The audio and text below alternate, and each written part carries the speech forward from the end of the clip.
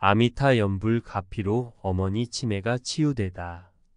얼마 전 승가대학교에서 학업에 정진 중인 사민이 스님이 잠시 볼 일이 있어 찾아왔습니다. 평소에 친분이 있기에 스님과 차 한잔 마시며 짧게 담소를 나누었습니다. 그때 사민이 스님이 저에게 직접 전해준 이야기입니다. 사민이 스님은 같은 문중이며 한참 위 학렬인 선배 비구니 스님이 체험하고 사민이 스님에게 직접 들려준 이야기랍니다. 어느 비구니 스님이 계십니다. 속세 나이가 60 안팎 정도 되십니다. 비구니 스님에게는 연세가 많은 노모가 계시는데 갑자기 치매가 오셨습니다. 치매에 걸린 후로 몇 년 정도 흘렸나 봅니다. 노모의 치매가 호전될 기미도 없고 주변의 가족분들도 점점 지쳐갑니다. 문득 비구니 스님은 결심합니다. 어머니의 평온과 안락을 위해 간절히 기도를 올리자. 비구니 스님은 어머니가 더 이상 병고에 고통받지 않고 편안하시기를 발언하며 매일매일 간절히 연불 기도를 올립니다. 매일매일 나무아미타불 연불을 정성스럽게 부르며 정진하였답니다. 그렇게 시간이 흐른 뒤에 어느 날 꿈을 꿉니다. 스님이 꿈속에서 평소처럼 연불을 하고 있는데 갑자기 무언가 퍽 하면서 몸에서 시커먼 것이 쏟아지더랍니다. 깜짝 놀라 뭔가 하고 보았더니 바닥에 시커먼 하루살이 벌레가 수북이 쌓여 있더랍니다.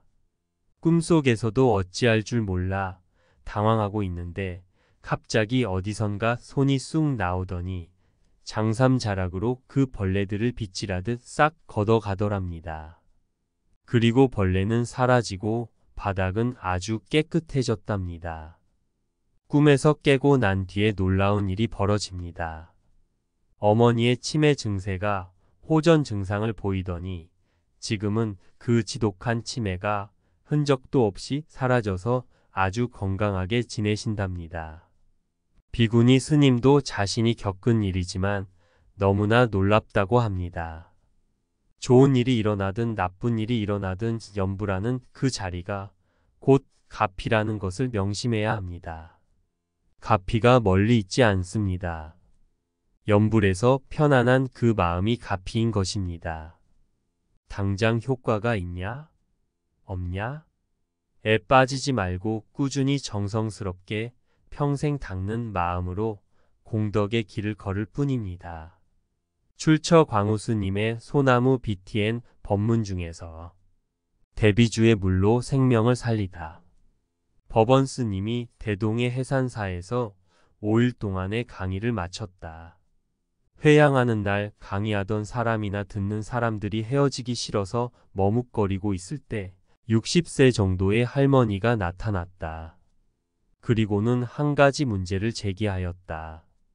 당신이 말한 것은 모두 생사의 윤회에서 해탈하거나 악을 고치고 착하게 살며 마음을 바꾸는 도리가 아닙니까? 그러나 현재 우리에게 필요한 것은 병을 고치고 고통에서 벗어나는 것입니다. 이 문제는 어떻게 해야 합니까? 자비롭게 지시해 주시길 당신에게 청합니다. 법원스님이 당시에 이 할머니를 보니 목에는 커다란 혹이 나 있었고 옷깃으로 감추지를 못할 정도였다. 법원은 생각하기를 이 사람은 그 혹을 제거해 주기를 바라는 것으로 보인다. 어떻게 해야 하나? 만약 불교를 가르치기 위해서는 목의 혹을 제거해 주어야 하겠는데 만약 구해주지 못한다면 5일 동안 불교가 위대하다고 말한 법문이 과장된 헛소리에 불과하다고 생각할 것이다. 정말 어쩔 수 없는 느낌이 닿는다. 그리고 주위에는 그동안 법문을 듣던 사람들이 모두 둘러서서 답을 기다리고 있다. 법원스님은 즉시에 한 가지 방편으로 답했다. 만약 자기 혹은 다른 사람이 재앙을 면하려고 하거나 어려운 일을 해결하고 병고에서 벗어나려고 한다면 반드시 아침 저녁으로 아미타경과 왕생주 그리고 아미타불의 성호를 수백 수천 나아가서는 수만 번을 외워야 하는데 아미타경을 읽지 못하는 사람은 그냥 아미타불을 연불해도 됩니다.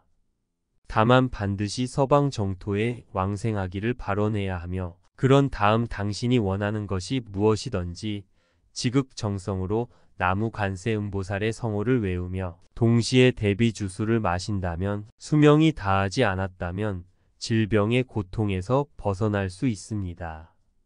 그리고 세상에 목숨이 다했다면 이 예불과 연불을 한 공덕으로 서방 정토에 왕생하여 영원히 나고 죽는 고통에서 해탈하게 됩니다. 이것이 마지막 법문입니다. 세월은 화살과 같아서 금방 1년이 흘러가 버렸습니다.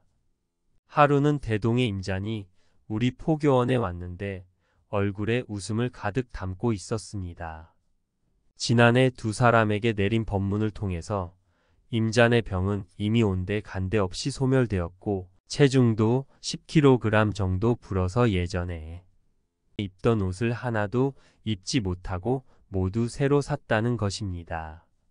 그리고 법원 스님에게 말하길 대동의 사람들은 모두 당신이 다시 와서 설법해 주시길 고대하고 있습니다. 저만 연불로 영험을 얻은 것이 아니라 당시 목에 혹이 있던 할머니도 연불 독송 방법과 대비 주수를 마시는 법을 배워서 날마다 그대로 하여 할머니의 혹은 이미 소멸하여 옥깃을 세워서 감추지 않아도 됩니다. 사람들이 그것을 보고는 모두 신기하다고 합니다. 임자는 계속해서 말하길 할머니의 혹만 없어진 것이 아니라 더 크나큰 영험이 있습니다. 정말 사람들에게 믿기 어려울 정도입니다. 그 할머니에게는 며느리가 있는데 도시에서 멀리 떨어진 산골 마을에 살고 있었습니다. 며느리는 아기를 잉태하여 10달이 다 되었으며 스스로 분만의 준비를 하고 있었습니다. 안과 밖의 청소는 물론이고 돼지우리까지 청소를 하였습니다. 그런데 무슨 일인지 태아가 움직이지 않는 것이었습니다. 마을의 어른들에게 여쭈어 보았더니 돼지우리를 잘못 건드려서 일어난 사고라고 마을 어른들은 말하였습니다. 3일이 지나도 여전히 태아는 동요하지 않았습니다.